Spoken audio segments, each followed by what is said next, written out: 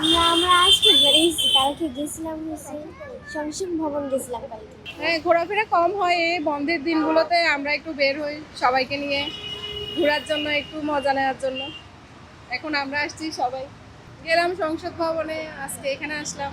দেখি আসছে ছেলে মেয়ে, বোনের ছেলে মেয়ে, এই সবাইকে নিয়ে আসলাম। আমার ছেলেকে নিয়ে আমি ঘুরতে আসছি এখানে, মানে ঈদের খুব আনন্দ মজা করতে আসছি এখানে আর কি। তো সবাই মিলে সব কিছু আলহামদুলিল্লাহ খুব ভালোই আছে। রাস্তাঘাটও ফাঁকা, আসছি এখানে কোনো সমস্যা হয় নাই, জাম নাই।